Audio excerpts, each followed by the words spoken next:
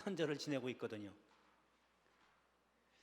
왜 이렇게 성탄절을 다 알게 됐을까라는 겁니다.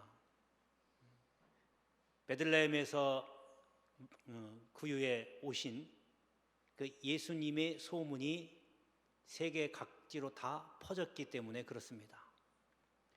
그래서 소문이라는 게 참 무섭습니다. 물론 복음의 능력이기도 하죠. 여러분, 그래서 우리 교회도 이제 내년에는 교회 소문이 많은 사람들에게 널리 퍼져서 예수의 향기가 나는 그러한 교회가 되기를 소원합니다. 자, 그러면 예수의 소문, 이 어떤 소문이 나 있길래, 성경에는 어떤 소문이 나 있길래 오늘 지금 이 시간에도 많은 이들이 기억하고 성탄절을 보낼까라고 하는 것을 오늘 살펴보며 함께 은혜를 나누겠습니다. 자, 첫 번째는 찾아오시는 예수님이십니다. 하나님께서 사람을 만드시고 에덴 동산에 두시고 이제 지으신 피조물들을 다스리고 지켜라 이렇게 말씀하십니다. 그리고 에덴 동산에 있는 모든 과실들은 네가 다 먹을 수 있지만 동산 중앙에 있는 선악과는 따먹지 마라 라고 명하십니다. 인간에게 행하셨던 첫 번째 명령입니다. 그런데 이제 그 꼴을 가만둘 리가 없죠. 사탄이 나와서 꼬드깁니다. 이거 먹으면 하나님같이 될까봐 먹지 말라는 거야. 결국은 그 유혹에 넘어가고 그 선악과를 따먹게 됩니다. 그 순간 죄가 이제 들어오게 되고 그 죄 때문에 인해서 눈이 밝아져 자기가 벌거벗은 줄 알고 부끄러움을 느끼게 됩니다. 그전에는 죄가 없으니까 자기가 벌거벗어도 부끄러운 줄 몰랐어요. 죄가 들어오니까 부끄러운 걸 안 거예요. 그래서 불이 나게 주변에 있던 무화과 나뭇잎을 챙겨가지고 가립니다. 여러분, 죄로 인해서 그런 부끄러움을 알게 됐다면 그것이 해결되면 되는데 무화과 나무로 해결될 사항이 아니에요. 그래서 숨습니다. 여러분, 우리가 여기서 참고로 알 거는요, 죄라는 건요 항상 숨습니다. 어둠을 좋아하고 자꾸 속이고 숨는 걸 좋아해요. 자기를 드러내지 않습니다. 그래서 어느 단체를 가든 뭘 하든지 간에 저게 자꾸 속이려고 하고 숨기려고 한다면 여러분 거리를 두십시오. 반드시 그 뒤에는 뭔가 흑암의 세력이 역사하고 있는 겁니다. 자, 그래 아담이 숨고 있으니까 이게 죄 문제가 그걸로 해결될 게 아니잖아요. 그러니까 하나님이 숨어 있는 아담을 찾아오십니다. 찾아오셔서 가죽옷을 지어서 입히십니다. 하나님이 해결해 주신 거예요. 여러분, 죄 문제는 우리가 해결될 수 없거든요. 지금 성탄절의 의미가 바로 그런 겁니다. 우리가 죄 문제가 해결이 안 되잖아요. 아무리 율법을 하나님이 주셨다고 해도 율법을 지킨다고 우리 죄 문제가 해결되는 게 아니거든요. 죄구나라고 하는 것을 깨달을 뿐이지 그 죄 문제가 없어지는, 해결되는 것이 아닙니다. 그래서 그 문제를 해결하기 위해서 하나님이 우리를 찾아오신 겁니다. 인간의 모습을 해서. 그분이 바로 예수님이십니다. 자, 그래서 하나님이 찾아오신 것, 이것이 우리에게는 진짜 은혜입니다. 하나님이 직접 죄인을 찾아오셨다는 것, 이번 성탄절 계속되는 성탄절이 되겠지만 여러분, 하나님이 직접 우리를 찾아오셨다는 이 은혜를 절대로 잊지 않기를 축복합니다. 자, 그럼 이제 본문으로 돌아가서 12절입니다. 성문에 가까이 이르실 때에 사람들이 한 죽은 자를 메고 나오니 이는 한 어머니의 독자요 그의 어머니는 과부라. 그 성에 많은 사람도 그와 함께 나오거늘. 이렇게 합니다. 이제 예수님께서 나인이라고 하는 성에 오시게 됩니다. 자, 이제 나인성에 들어가려고 딱 했는데 그때 마침 장례 행렬이 나오는 거예요. 거기에 사는 과부의 하나밖에 없는 독자 아들이 죽은 겁니다. 많은 사람들이 그 장례 행렬을 따라서 나오게 됩니다. 그리고 예수님이 그 장례를 마주치고 이렇게 보니까 그 어머니가 슬퍼하고 있는 거예요. 그래서 그 과부를 불쌍히 여기시고 위로를 합니다. 울지 마라. 여러분, 주님이 찾아오셨어요. 하나님이 인간의 몸을 빌어서 아기 예수로 오셔서 우리를 찾아오신 거예요. 우리가 하나님을 찾아간 게 아니라 하나님이 우리를 찾아오셔서 우리를 위로해 주신 겁니다. 여러분, 딴 데 정신 팔지 마시고 슬픔에 빠져 있거든 여러분, 위로를 해주시는 주님을 만나시기를 바랍니다. 여러분, 예배 시간에 오시는 그 목적이 내가 하나님을 만나는 것입니다. 하나님이 주신 은혜를 받아야 하나님을 만날 수 있는 겁니다.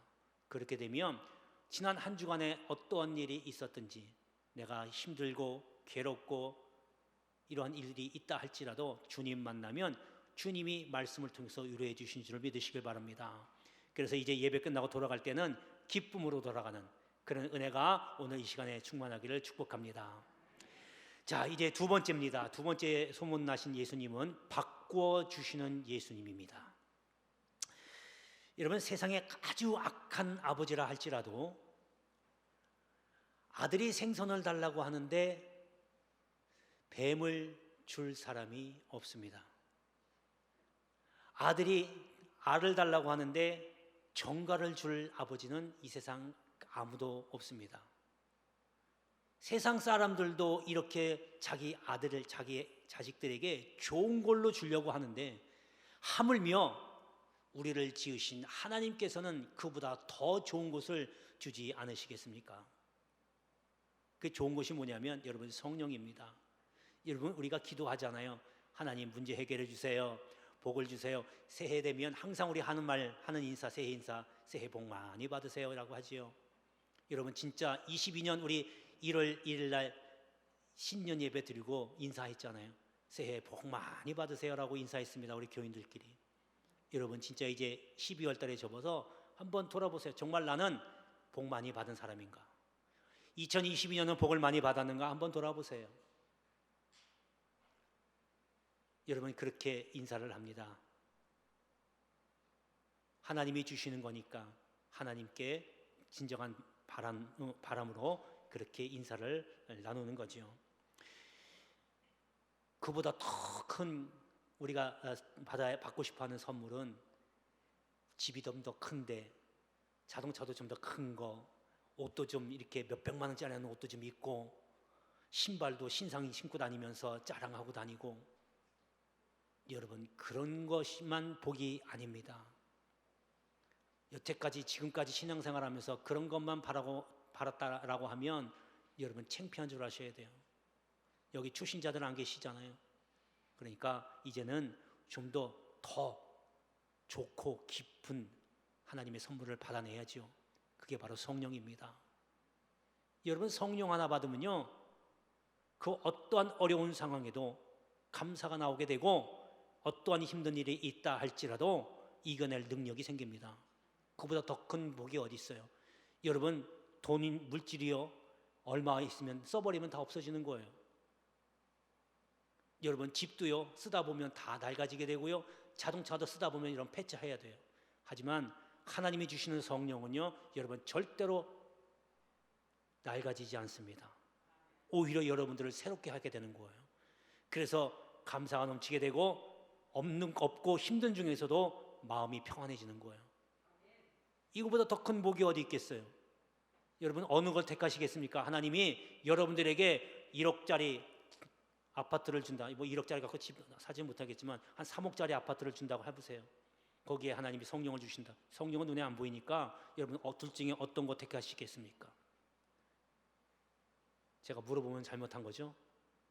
여러분, 하나님이 주시는 선물, 하나님이 얼마나 더 좋은 것을 주시겠습니까? 그러니까 믿으십시오. 기도하고 구하고 기다리십시오. 믿기만 하면 하나님이 더 좋은 선물, 성령을 여러분들에게 주실 줄로 믿습니다. 자, 이제 본문으로 돌아가겠습니다. 본문에 보면 15절입니다. 죽었던 자가 일어나고 앉고 말도 하거늘. 지금 여기 이제 앞에 부분에서 제가 예수님이 장래인을 만났잖아요. 마주쳤잖아요. 그리고 이제 불쌍히 여기시고 그 과부를 위로해 주셨어요. 그리고 관에다 손을 대십니다. 내가 네게 말하노니 청년아, 일어나라. 죽은 자가 살아났어요. 여러분, 그 장례일이 뭐가 됐겠어요?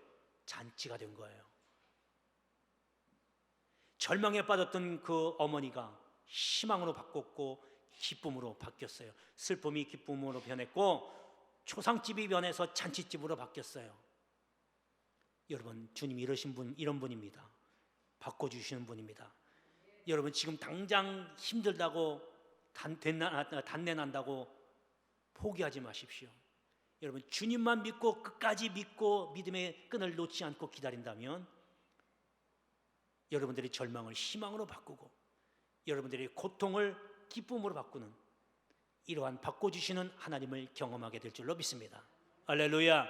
이제 성탄절 다가오는데 이런 성탄절에 주님 오심 기뻐하는 건 당연하겠지만 이제 이렇게 나에게 오셔서 나의 슬픔을 기쁨으로 바꿔주시고 절망을 희망으로 바꿔주시고 이러한 주님을 진정으로 만나기를 주의 이름으로 축복합니다.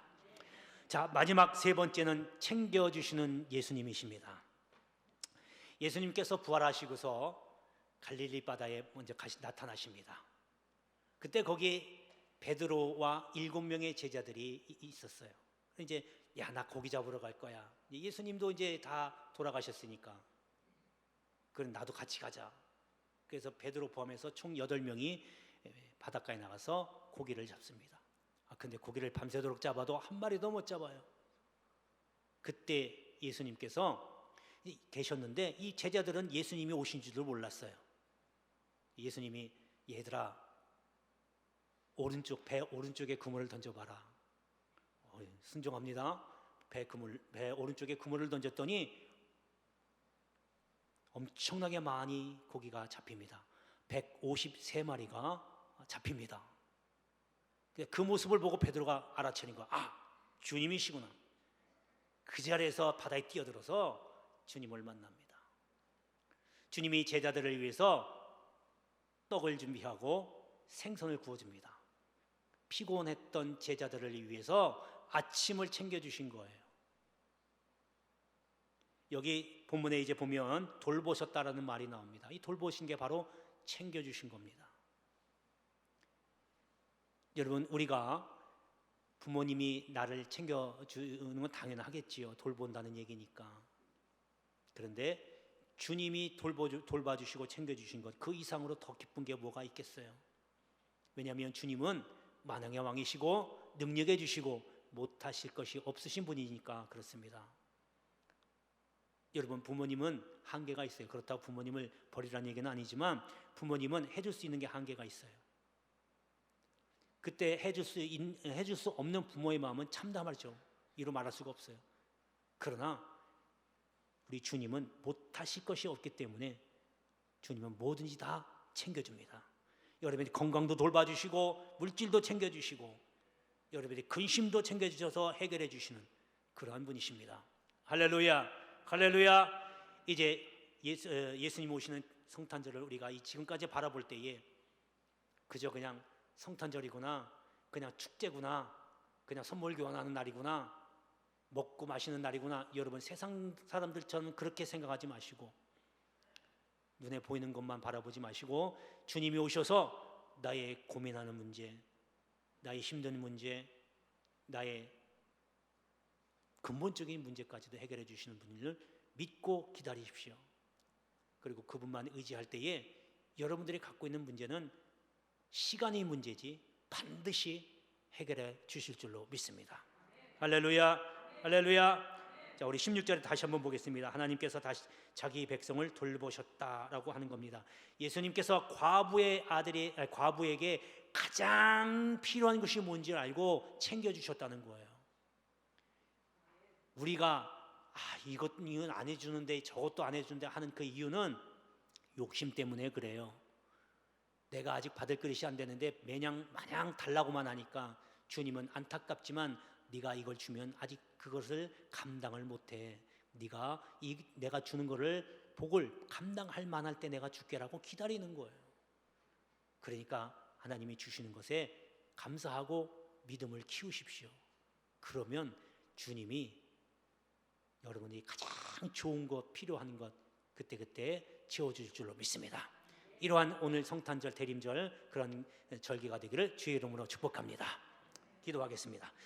은혜와 사랑이 풍성하신 아버지 하나님, 저희들의 형편과 처지를 너무 잘 아시는 우리 주님께서 이제 저희들이 가장 필요로 한 것이 무엇인지 알고 챙겨주시고 보살펴 주실 줄로 믿습니다.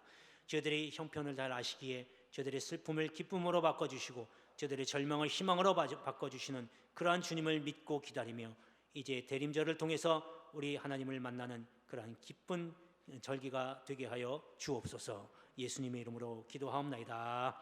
아멘. 자, 516장 찬송합니다.